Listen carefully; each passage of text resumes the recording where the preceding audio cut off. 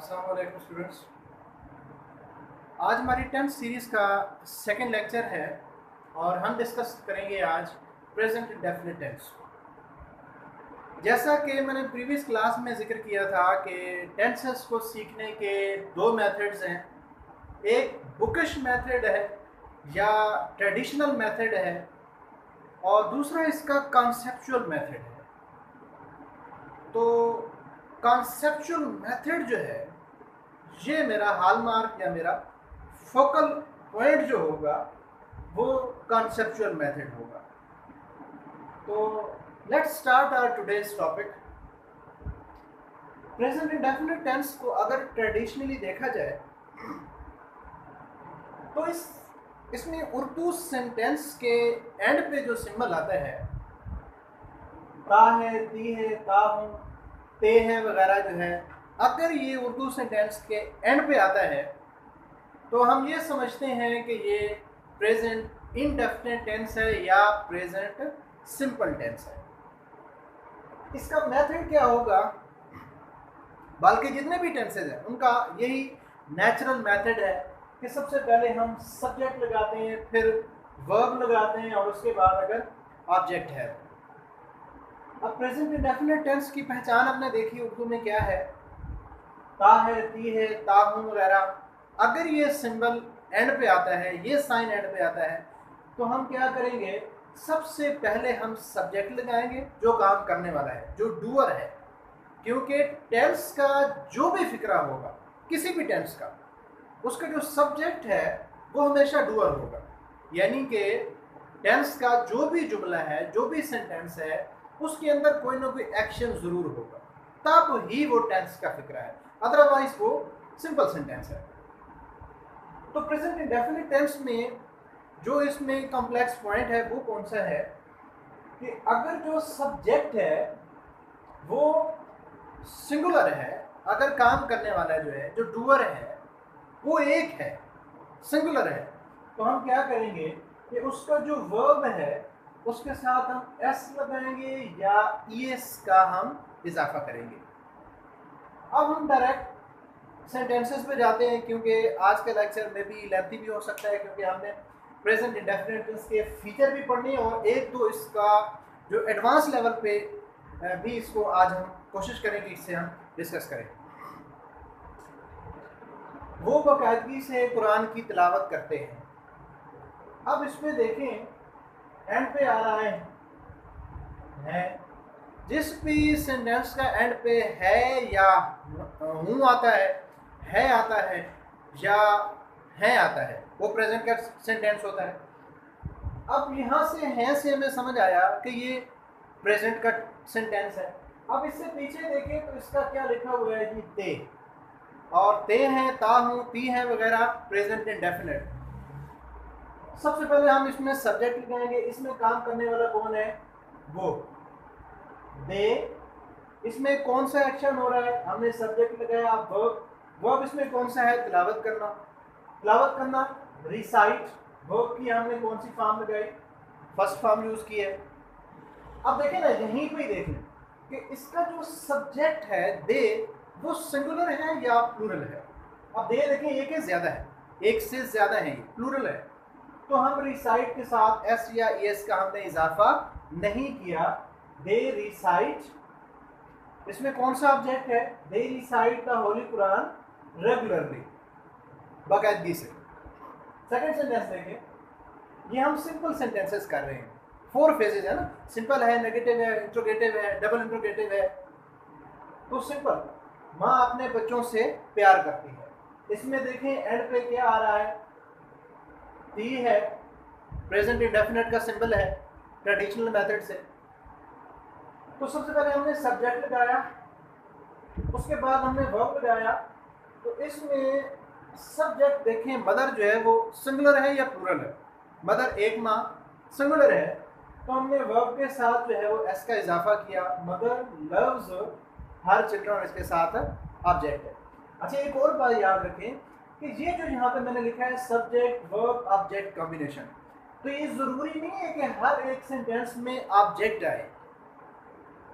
इसको एक्चुअल जो है मुझे ऐसे लिखना चाहिए अदर वर्ड।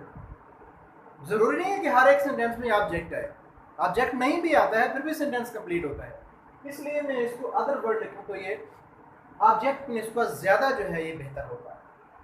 नेक्स्ट देखिए इसके नेगेटिव करते हुए, अच्छा एक और चीज जो है जो एक रेटलाइजेशन की तरफ ले जाती है कि जिस तरह मैंने यहाँ पे लिखा सब्जेक्ट वर्ब ऑब्जेक्ट है, फिर नेगेटिव में सब्जेक्ट लिखूं, उसके बाद डू नॉट डज नॉट, ये बातें आप पहले से समझ चुके हैं, इससे थोड़ा मैं एडवांस होकर चल रहा हूँ, इसलिए वो लाइन एक लिखने की जरूरत नहीं है, कॉन्सेप्चुअल जहन से आप उसको समझें। वो कहानी नहीं सुनाते हैं, नेगेटिव सेंटेंस है, अब इसमें सब्जेक्ट लगाया मैंने दे, अगर आप सीख लें, अगर सब्जेक्ट जो है वो प्लूरल है, एक से ज्यादा है,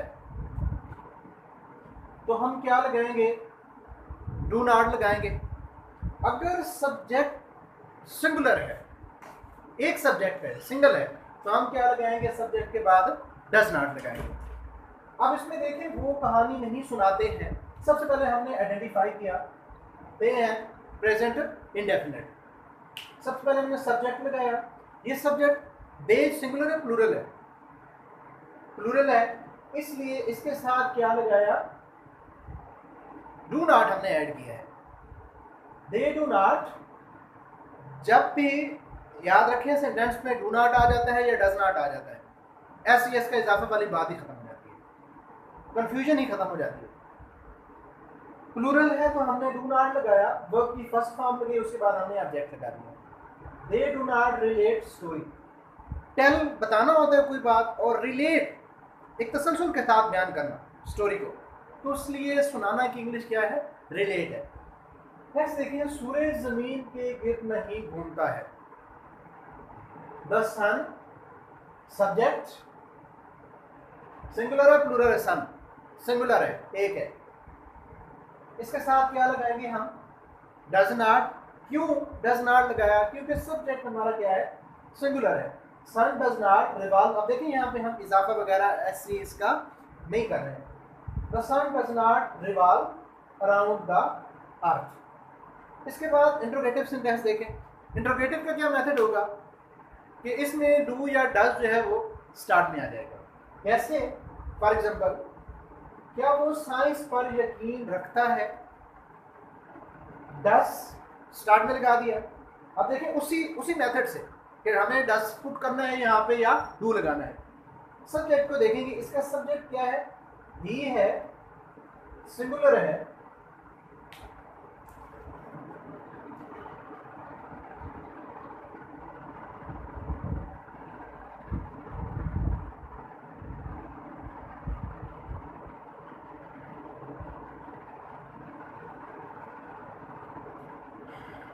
सॉरी टेक्निकल इशू आ रहा था।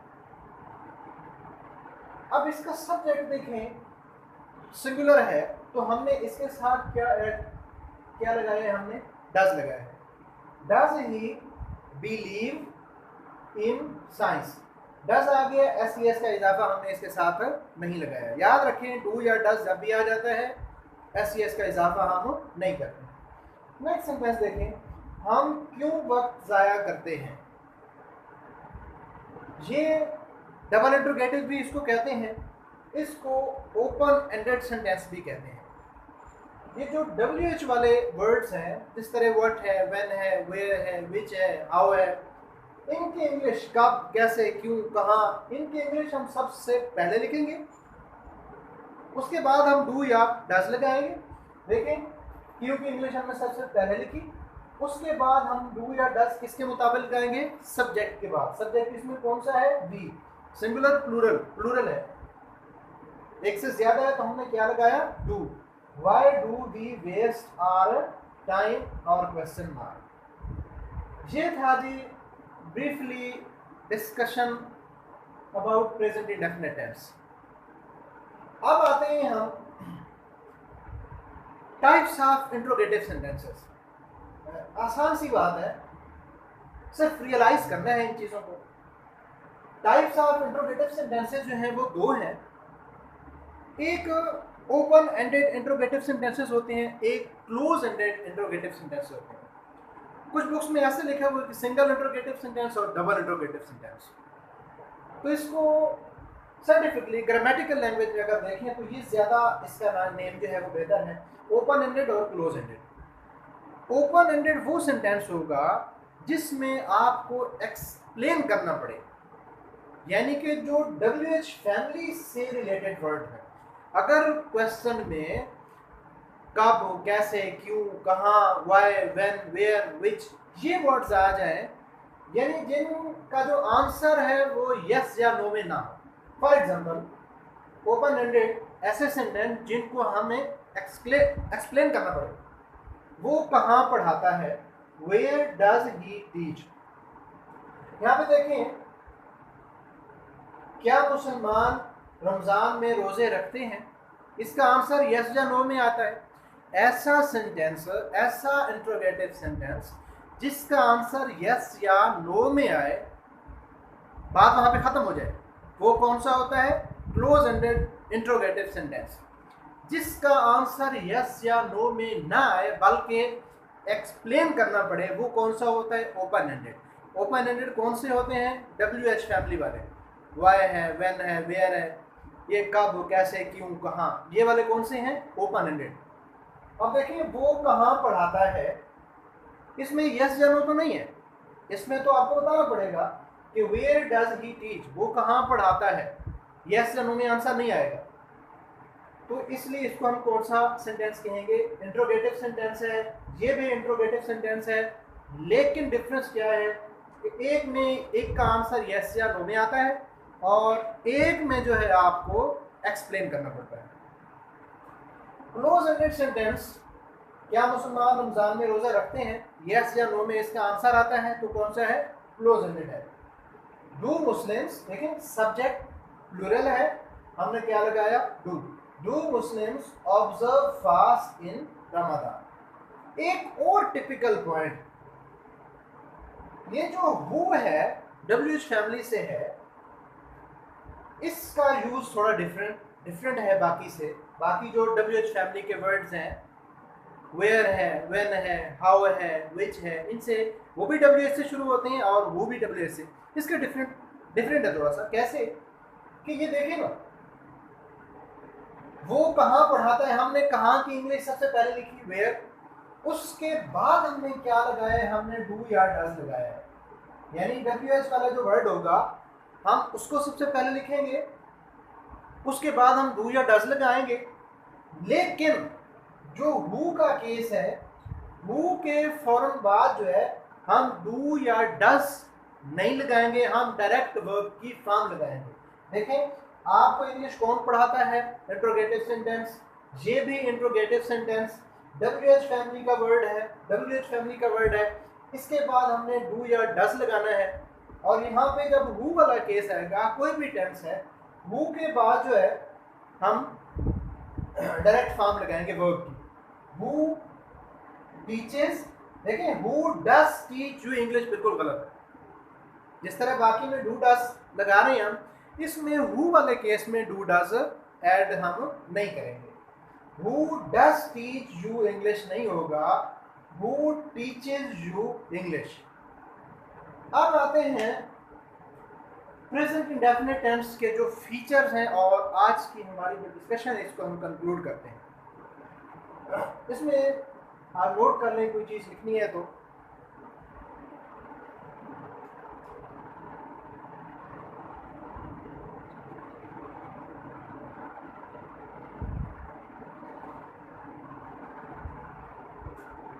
Dear students, features of present indefinite tense. अब कॉन्सेप्चुअल वे से हम इसे डिस्कस कर रहे हैं, थोड़ा सा हम इसका कंपैरिजन कर लेते हैं।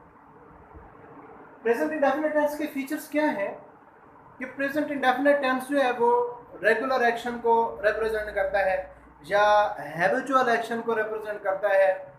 मैंने ये कहा कि ये नेचर को रिप्रेजेंट करता है। Present indefinite tense permanent action को रिप्रेजेंट करता है। इसी तरह present indefinite tense general fact को रिप्रेजेंट करता है। Present indefinite tense universal fact को रिप्रेजेंट करता है। इस तरह जो कोटेशंस होते हैं, जो प्रोवर्ब्स होते हैं, उनमें भी कौन सा प्रेजेंट इंडेफिनिट टेंस यूज होता है। परमानेंट एक्शन को भी, इंस्टेंट एक्शन को भी, जिस तरह कमेंट्री में जो है वो यूज करते हैं हम। तो ये इसके फीचर्स हैं। अब इसको, ये जो फीचर्स मैंने लिखे हैं इसकी थोड़ी सी एप्लीकेशन देख लेते हैं। अब पहला सेंटेंस देखें, वो बाकायदगी से कुरान पाक की तिलावत करते हैं। ये तो ट्रांसलेशन है। अगर करेक्ट फॉर्म ऑफ वर्ब आ जाए तो फिर हम इसको कैसे करेक्ट करेंगे।